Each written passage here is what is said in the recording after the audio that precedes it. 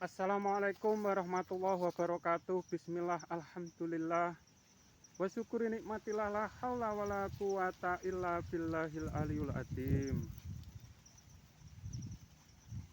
Pengikut Dajjal yang menempati bumi terakhir zaman. Cerita Dajjal tidak dapat dipahami apa adanya. Kalau dipahami apa adanya, menimbulkan kemusyrikan karena menyekutukan Tuhan dengan Dajjal. Karena zatnya Allah Subhanahu wa Ta'ala wajib berbeda dengan makhluknya. Orang-orang yang memahami cerita Dajjal apa adanya, mereka para pengikut Dajjal itu sendiri secara kias. Dajjal digambarkan bermata satu. Dalam pengertian secara kias, mereka yang memandang agama hanya satu sisi saja atau buta sebelah terhadap dirinya sendiri pun mereka ingkari atau buta dengan dirinya sendiri. Para pengikutnya Dajjal beragamanya mereka hanya dipahami dengan jasmani saja, yang disebut jasmani jasad, pikiran dan hati, sedangkan jiwa dan ruh yang disebut rohani mereka ingkari dan menyamakan ruhnya sama dengan zatnya Allah Subhanahu wa Ta'ala, atau ruhnya Nabi disamakan Tuhan dan dipertuhankan.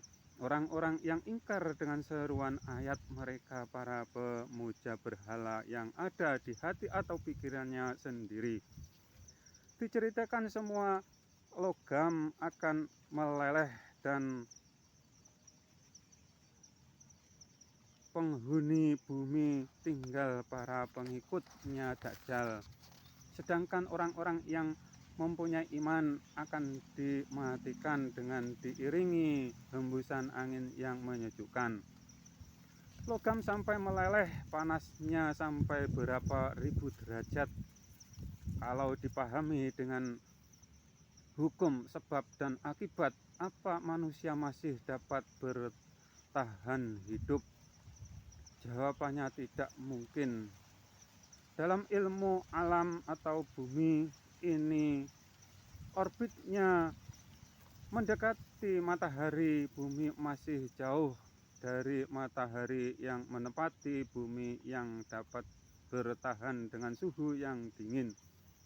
Setelahnya baru Nabi Adam dan Hawa dan anak cucunya. Secara ilmu alam, kiamat alam atau bumi ini akan bertabrakan dengan, dan sebelum bertabrakan tentunya panasnya bumi beribu-ribu derajat, dan kemungkinan yang dimaksud yang hidup hanya para pengikut Dajjal.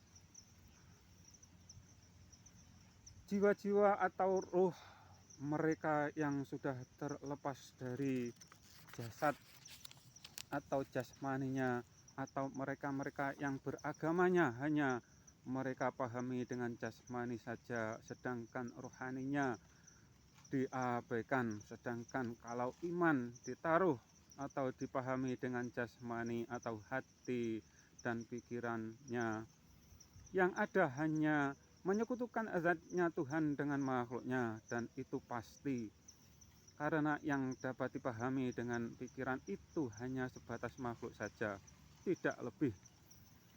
Para pemuja berhala yang ada di hati atau pikirannya sendiri, atau para pengikut bertauhid bermata sebelah, atau yang hanya iman satu sisi ayat Tuhan di atas titik-titik saja, atau yang hanya iman sisi ayat Tuhan dekat titik-titik saja.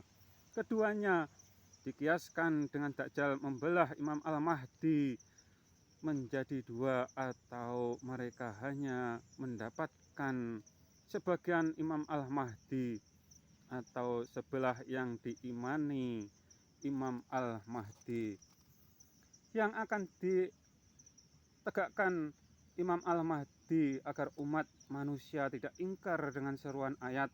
Yang ingkar dengan seruan ayat pasti yang disembah berhala yang ada di pikiran mereka,